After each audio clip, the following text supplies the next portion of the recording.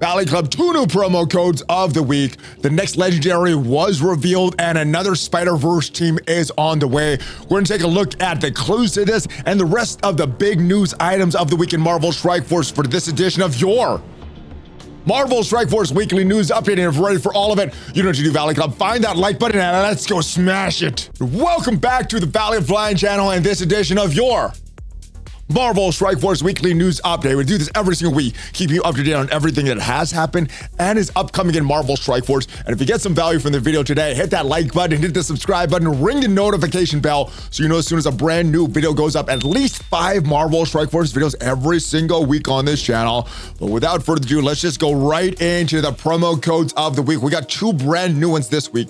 One of them is expiring today, or looks like it's expiring today. So make sure you get this one. First code is July drop, and this is the one that's supposed to be expiring today. Promo code expires 7/17, so make sure you claim this if you haven't already done that. But this is for 100 L4 training modules, 150 power cores, so make sure you get this one if you haven't done it already. And the other one is 7K count boost. This is for the counting in Discord. I think the current count is a little less than 3,000. There's another one going on right now, and there should be another code once that count goes to 7,000. But this one is gonna be for 20,000 intel credits and 140 L4 training modules. This one should expire in 3 days, so the 18th. So this one should be expiring tomorrow. So make sure you claim this one. But without further ado, let's talk about the next legendary character as revealed in the Strike Time episode with General Manager Ryan Jacobson and Brother Pathfinder.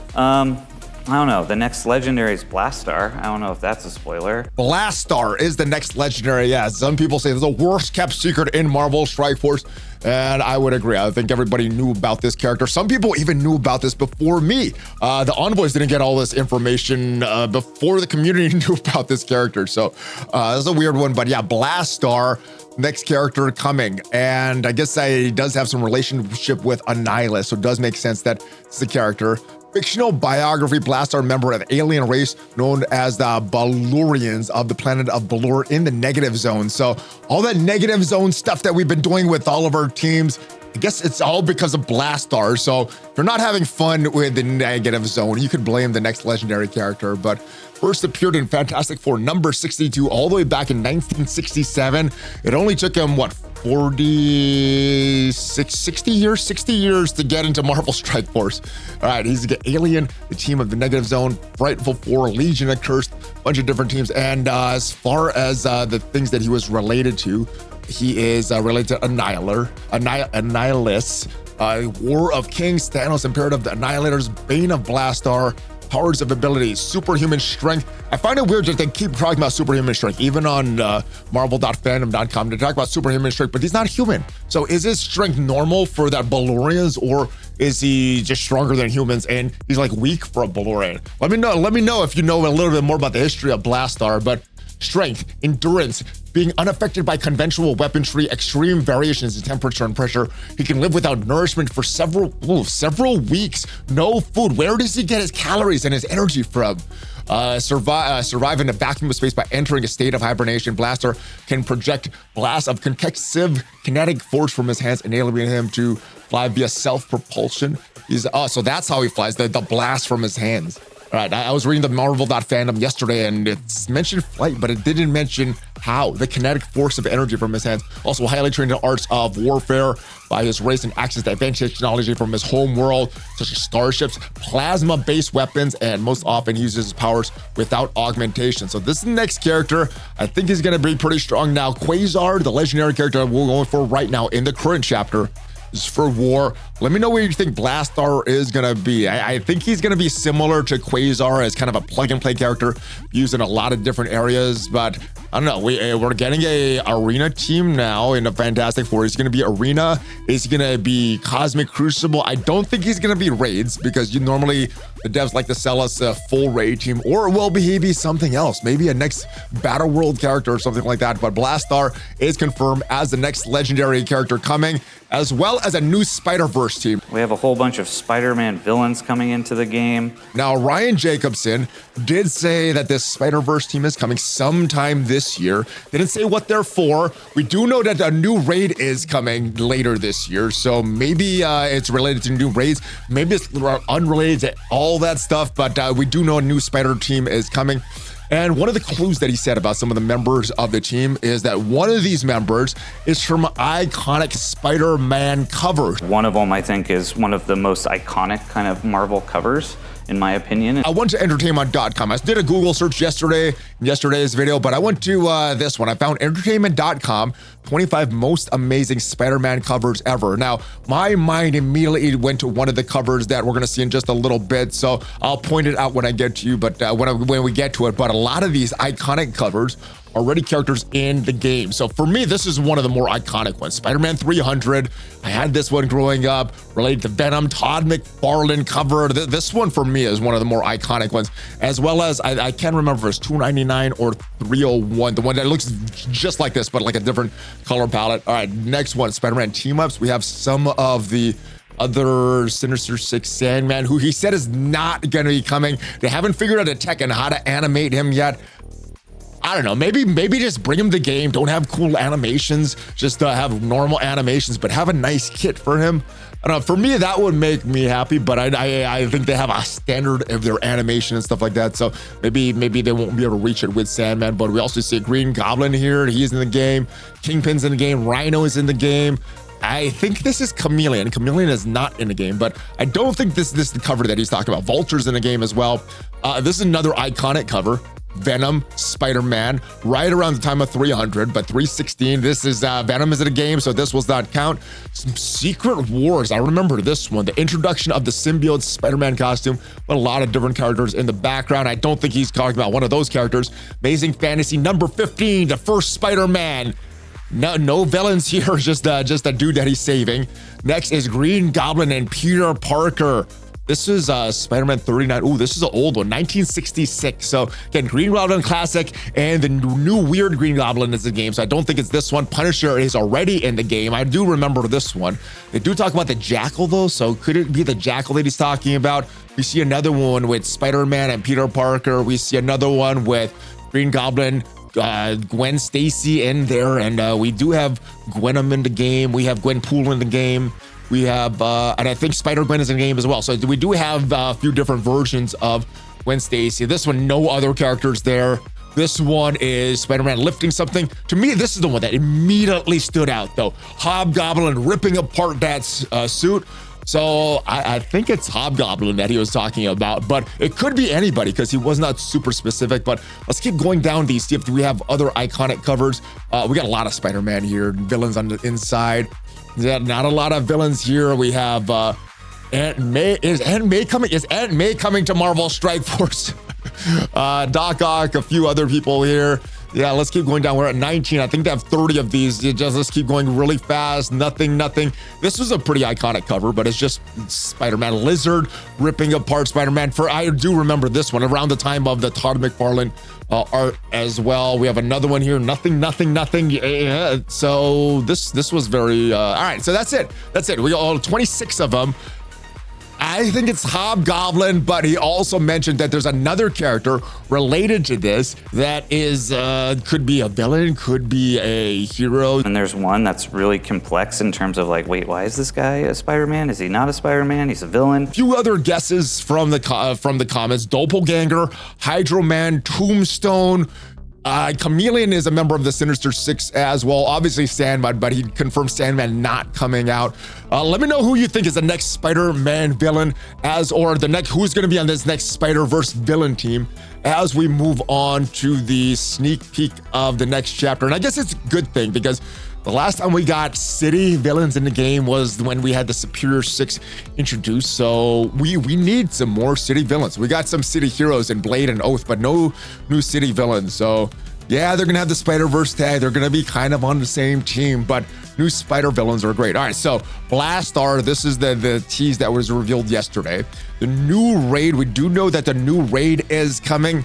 My mind is thinking actually, if we look at this image, it kind of looks like a chaotic storm, right? But I thought that it was a spotlight raid. Maybe it's a spotlight raid still, but spotlight raid was the older one. We got that around January. I believe we got the chaotic storm maybe around March or so. So it's a little earlier.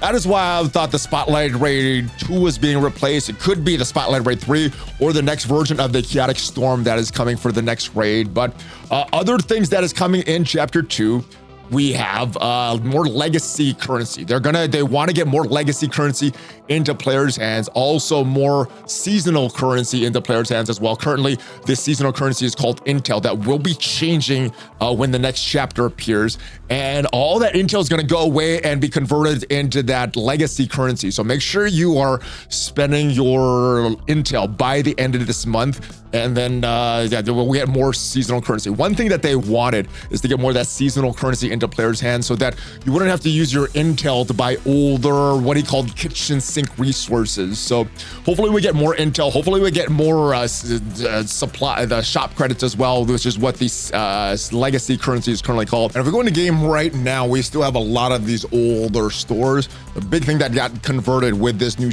seasonal currency in the chapters is we got these shop credits instead of all these legacy currency.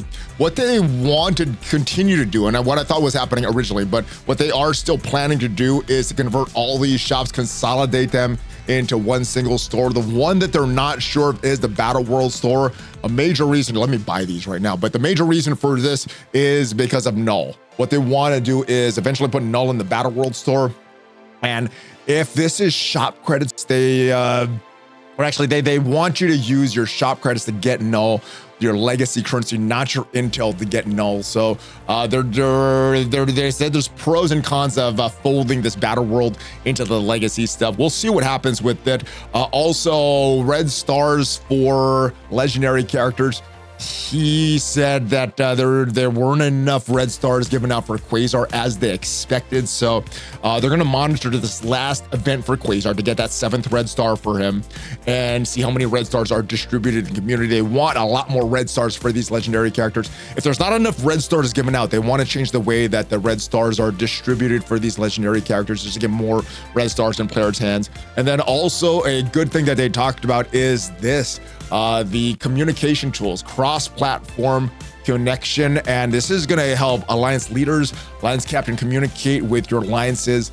This should be the first game integrated with Discord, and I'm not sure exactly what's going to happen, but they sounded very excited about this at the summit. He sounded still very excited about this in the video on Strike Time, so sounds like it's pretty cool what's happening, but I guess we'll wait and see what actually happens with this. The rest of this we did talk about last week. The Battle World boss, Sentry/Void, supposed to be still targeting September for the next version of Battle World. So Null, I guess they'll make a decision on what's happening with Null, and then hopefully we could get a lot of the Void Sentry shards. We should be getting the kit very, very soon, especially if the next version of Battle World is coming in September.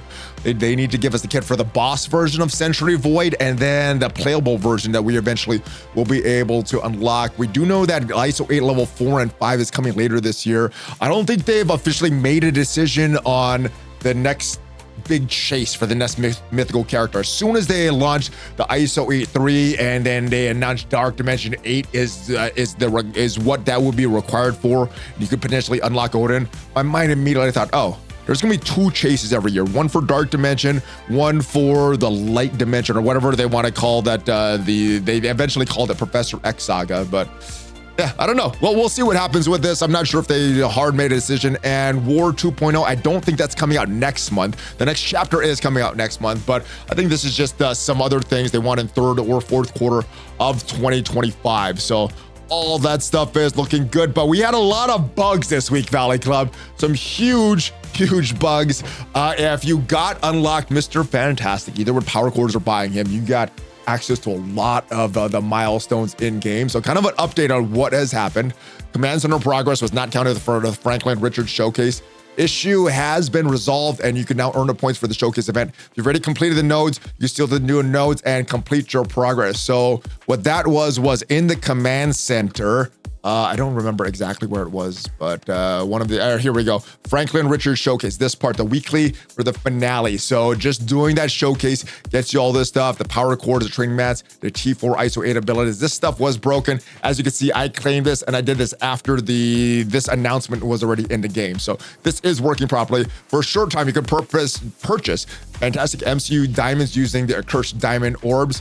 We will remove any diamonds obtained from all players, refund a cursed diamond orbs to your account. If you purchase a cursed diamond orbs during the time frame while they were available. Because of this issue, we'll refund you ultra cores for these purchases and remove any leaderboard points and accursed diamond credits that you received from these offers. So I do think that's a pretty fair thing. If people bought stuff with real world money, it's not a full refund, but it's like a credit. The ultra cores are kind of like cash. You could buy pretty much anything that you would buy with cash with those ultra credits. But as far as the Red Star store right now, the Elite store, where those characters are, they are not, well, they are there, but they're with the correct currency. So if we go all the way down, you can see they are, you got to use this Fantastic Four diamond credit currency here. Previously, you could have used this, what is this called? What is this? The accursed diamond credits there. But they removed that, and any diamonds that people weren't able to purchase with that during that time, this are removed as well. Next issue in, oh, wrong section there. There we go. For a short period, the next one. Mr. Fantastic Path to Orbs were unintentionally giving Invisible Woman path to orbs, so we get Invisible Woman fragments. Compensation was sent to players who purchase these offers. All right, this is the big one here. If you use Mr. Fantastic MCU in a verse battle at any stars, it would count towards using Mr. Fantastic MCU in all-star levels for the diamond leaderboard for Franklin Richards. Now, the way I understand it, so this was only going on balanced draft, and that made sense why this bug would be there in my mind, because this is supposed to be for using characters in arena. Well, arena, I guess it's coded as real-time arena, and with balanced draft, you automatically get a 7 yellow star character. That's why I think this went on, but what they said, it counted whatever game modes. I'm not sure if you used it in Blitz or in the other draft, the non-balanced one. I'm not sure if you would have got all that stuff there for this. So what they are going to do, we're going to normalize the scoring methods for using Mr. Fantastic MCU, so all players can earn these points without needing to do a verse battle if you have Mr. Fantastic unlocked. So this, they're just going to have a way to unlock that. And let's actually go back in the game, see what the scoring was normalized at. So if you play arena battle at 5 yellow stars, 6 stars, all right, so it's just 1 now. So as long as you do 1, you're gonna get all this stuff here. And I guess later on they have a solution that seems pretty fair to me. Let me know your thoughts on this solution in the comments though. So yeah, as long as you do 1 battle, you're gonna get that. It might be worth, even if you aren't spending money, unlocking Mr. Fantastic with some power cores right now, just so you can take advantage of these milestones. But to ensure the leaderboard integrity, players granted points based on the yellow star status Mr. Fantastic at the time of the event's end. So you still have time if you want to get more points for this event. If you don't, you got most of the major milestones already if you just use Mr. Fantastic once. And I don't think they're talking about the Command Center event for that. I think they're talking about this one, the Franklin Richards Diamond event. We will talk about that a little bit more. But if we look at the scoring for this, now it's just play Blitz Crucible War with Mr. Fantastic. You're getting that many points. Same thing with this. 5,000 points, 10,000 points, 15,000 points. So I think you're going to get extra points to get more distribution of the leaderboard. So wherever you are with Mr. Fantastic, if you have him at least at 5, 6, or 7 yellow stars, you should be getting extra points for that. And this should help you with your ranking in the Franklin Richards leaderboard. For 5 stars, an extra 5,000 points, 6 stars, 10,000 points, 7 stars, 15,000 points. So that seems like a fair solution to me, but let me know your comments if there's something that I'm missing from this. Also, 4 players received extra stars of no, allowing them to get 7 yellow stars sooner than intent. Oh, I didn't see this. I just saw the players, but 4 players received this. I'm not sure how they received that, but I know I missed 1 event. I did catch up and get everything else. I don't have, not Songbird. I don't have null at the 7 yellow stars yet. So I guess it wasn't supposed to be possible at this time. I think I was missing like 10 shards or something like that. So yeah, even with that, I think I still would have had him unlocked. I don't think he's supposed to be unlocked at this point. So their solution, we're rolling back the additional shards that were not intended to be received from those players. I hope they didn't like equip extra stuff with that, or the red stars. Actually, they couldn't equip the red stars because there's no blitz event for that. But that is the status of all the bugs that went on last week, Valley Club. Let me know your thoughts. Hopefully you get some good bonuses from all this, and hopefully they give us more bonus stuff from brother Decimal Point Jeff. All right, it's not all good in Marvel Strike Force though. Cosmic Crucible, they couldn't get some of the rules, the rooms to work. Room 3, I'm not sure what was going on, but that room was bugged, and room 6, the room was bugged as well. So what we're gonna have this coming season of this coming week of Cosmic Crucible, and probably continue for the rest of the season, replacing stages 3 and 6 of the current season of Cosmic Crucible, replacing them with the following. So stage 3, that was the one that you would get a clone. I thought that was a fun room, but that is gone now. So what's happening now, you're getting the best offense. On offense and defense, all characters. On turn, barrier self for 5%, that character's max health, and flip offense down on self. On turn, the character's barrier is above 50%, gain offense up. And then stage 6. Now this was the room with so it's actually in game right now, this change here. So the Mr. Sinister room is gone, and let's get it from here. The health insurance, this used to be the dossier room. It was based on your opponent's bringing in either a city, global, or a cosmic character. I think the cosmic was the one that was screwed up, that would make your ultimates cost more. And I think regardless of a cosmic ally in your team, I think the ultimates all just cost more. So now what we have, health insurance. On offense and defense, clear all positive effects from self, heal 10% of that character's max health for each positive effect removed. Seems like the Weapon X passive that a lot of the Weapon X characters have. Wolverine had it, Omega Red has it, X-23 has it. So yeah, I think a lot of the Weapon X has the same kind of thing in there. So yeah, all of them are going to be like Wolverine for this next round of Cosmic Crucible in room 6 at least. All right, so next good thing, we have the Danger Room is back. Awesome stuff. I am a huge fan of the Danger Room. We were playing it this morning on stream, and it took me more attempts. I think the last time we had the Danger Room, did it in one attempt, got some really good cards, got some good RNG with the battles that I was doing, but ended up getting all the rewards on stream this morning. And I know I had a question, what are these wingsuits for? Well, it is for the week 3 command center. We'll go take a look at that in just a little bit, but I had a lot of fun with this. The rewards are really good as well. We got a little less than a day left for this Danger Room to get score your points. Let me know your thoughts on it. This time I use Old Man Logan, and I think I used Jean as well, but I did experiment with some Nightcrawler in there. I think I used a rented Nightcrawler or something like that. Big word of advice, make sure when you're using your rented characters, you can't change their ISO 8 class. So if that is important to you, make sure you use your own characters and not use the rented characters. But I had a lot of fun with this, guys. Like I said, sometimes I like strategy. I like figuring out stuff. I like puzzles. This is just kind of waiting till you get the good RNG and just smashing through all the enemies. It is fun when I smash through like an Apocalypse or Professor X with my Old Man Logan and so getting some of the good cards. Let me know if you just did this for the milestones, if the milestones weren't worth it for you, or you continued to play the sun just because you had fun, even with no rewards and just going for the milestones. Is there a leaderboard? No leaderboard. So just get these points and you're done. And Valley Club, we also got another Sword Battle Lab this week, another tower mode. This is one that has returned. We've had this one in the past. I think the Liberty was the most recent team the first time this was around. So we've had this for a while now, and I think it's pretty good. I climbed all the way to the top, and using various different teams, I did get frustrated because I did not look at the milestone rewards, and I thought, oh no, I totally screwed myself out of these ranking rewards. But look at them, they're not super huge. These are always good. More diamonds on our characters are good, but yeah, I have the 2 diamonds on Human Torch already. I don't know if I need the 3rd. Same thing with Thing. I have 1. I don't know if I need 2 or 3, but some Armory 20 orb fragments, some Armory 19 orb fragments.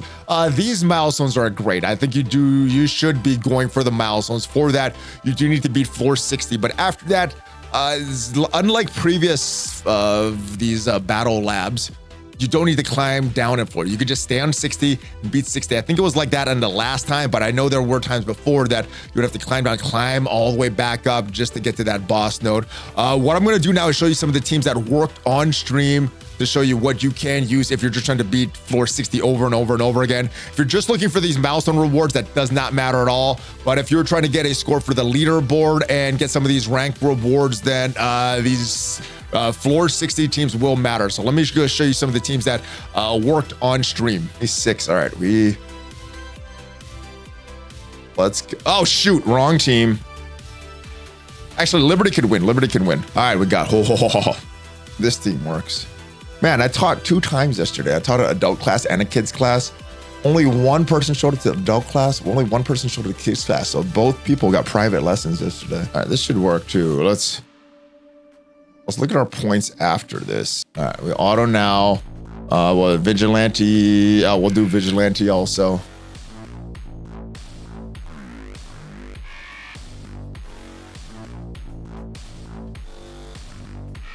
What is her face? Her face is weird. All right, next, let's go Vigs.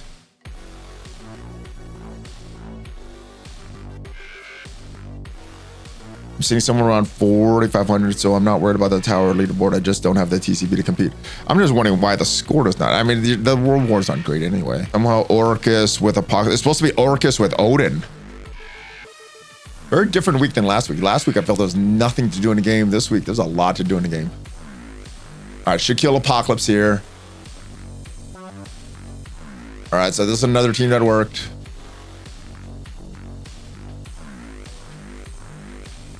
All right, we got to survive. That's the thing. This is a small Carnage, a small red goblin. We may not survive, but if we do, I think we should be good. It's a very large Mephisto. Oh, no, wait. He's not. No, he doesn't get it right away. It's the wait turn. All right, let's try these guys. All right, this one. All right, we got that. All right, so we got a bunch of teams that worked. And the negative zone is still here. I think the big news this week is RJ, Ryan Jacobson, said he did not like the negative zone. He did like, it was very similar to my reaction. The first week, fun. It was like a puzzle. I like puzzles. I like to solve it. And then after that, doing that over and over again, when they required that to get those diamonds for Odin, doing that thing every single day, that's when I really lost interest. Now, if they're doing recycled content, I think that's fine in certain situations, not for all the content there. But what I would want to see when this comes back, I've been building my vigilantes. It should be easier to go to my vigilantes, not have to still rely on RNG, but it's still an RNG fest. This note is, yeah, I just stopped because I looked at these rewards. Like, all right, all this stuff is cool, but I don't really need this stuff. We're getting armory, gear tier 20 pieces in the negative zone fragments. We're not getting a lot though. So do I want to do this for, do you go through all this hassle for what would be for me, just rewards that is like a day or two of the raids? So should I maybe think of this as a day or two of the raids and just skip all this stuff? Because all this stuff is good, but I don't know if it's worth the hassle to do the negative zone again. Let me know your thoughts on the negative zone. Are you doing it? Is it worth the rewards? Is it worth the headache? Is it worth all that stuff? The raid teams, the vigilantes work pretty good. You do need some RNG, but for the Cosmic Crucible section, these guys, the Accursed team does not work very well from what I hear. My Accursed is small, so obviously they don't work good, but people that have larger Accursed teams say that theirs still has trouble. And we don't have the full arena team yet. We don't have the full Fantastic Four. So this part will be a struggle. Let me know if you are gonna sit through the struggle to try to get all this stuff. As we move on to some of the events in the game, we already talked about the 5th force, so let's come back to this really quickly. Ranking rewards, these are actually pretty good ranking rewards here. So yeah, the diamonds for Franklin Richards is nice. The Fantastic Orb Fragments is nice, but this, especially if you don't have Professor X unlocked, every little piece of gear tier 20 matters. Now the scoring for this AA token awakened ability orbs, this is from spending. A lot of this stuff just comes from having Mr. Fantastic unlocked, and the differentiator will be these Genesis Orb Fragments and spending campaign energy. And I started a little late, so I started spending doing my 50 core refreshes, and possibly later on today I'll do my 100 core refreshes just to try to get a decent score in this. But remember, if you have a Mr. Fantastic and relying that score, other people with at least 5-star Mr. Fantastic are getting some extra points. So keep that in mind when you're looking at the leaderboard and these ranking rewards for all this stuff. Now, as far as when Franklin Richards is released, we did get Mr. Fantastic released this week on the 14th. Normally, there's about 10 days between the characters, which would mean that if we have a 10-day separation between Mr. Fantastic, MCU, and Franklin Richards, he should be arriving next Thursday on the 24th. However, Mr. Fantastic and Invisible Woman had 12 days between them. Now, some of that was because the 10th day did fall on a weekend, and I'm presuming that they don't have as much sales on the weekend, so they pushed this to a Monday. Let me know when you think Franklin Richards is coming. My prediction is still the 24th, next Thursday, but let me know if you have a different prediction from that. This is a very, very good event. All you need to do is at least one raid battle every single day. Not this one, the Hood Rise. This is an Alliance event. This is good as well, but the one I'm talking about is actually in the Command Center. So let's go back to the Command Center. And if you are not the campaigns, the Command Center, here we go, Valley. Come on, Rally the Hood. This is a cool one because all you need to do is battle every day in the raids and you get a free hood unlock, 100 free hood shards. Really good stuff. Now, there's no room for error. So if you miss one day, you're not getting these extra hood shards. You are getting these Path to orbs. You could get absolutely zero with a bunch of Path to orbs of hood shards, but yeah, I guess this is better than nothing. But yeah, make sure you're logging in, guys, every single day. If you already have this streak going, do not break this to get these hood shards for the unlock. As we move on to the Gear Tier 20 burst, just a bunch of stuff for you. So a lot of the, and I like the separation of these milestones. So 40,000 is what you get for free. And if you want more points than the 40,000, you have to pay. But raid battles, armory 20 orb fragments, open armory 20 orbs, really, really good stuff. Other events that's going on right now, Cursed Diamond Burst. Oh, this is a paid event. But yeah, looking pretty good, guys. I like some of the events that's going on right now. The Harbinger Week 3, the objectives for this is using unstable cells, getting that stuff. Yeah, we talked about this, and I think we're done with everything. I think that's everything for the week, Valley Club. So let me know what your favorite part of the week is. Was it all the bugs and the potential compensation that we get? Was it a reveal of Blastaar and a new Spiderverse team coming? Or was it just the promo codes? Hopefully claim those before they expire. Now, if you got some value from this video, hit that like button, hit the subscribe button, and ring the notification bells so you know as soon as a brand new Marvel Strike Force video goes up. Also, I want to remind you guys about a second channel all about Raid Shadow Legends. If you're looking to start up a second game, I had a lot of fun playing Raid Shadow Legends, streaming that as well. But if you want to see where your favorite character ranked, I ranked every single character in Marvel Strike Force from best to worst. Check out the video up there, and I'll see you guys next time. Have a great rest of your day. Thanks for watching, guys. Hulk fist bump. ValleyFlyin out. Take care.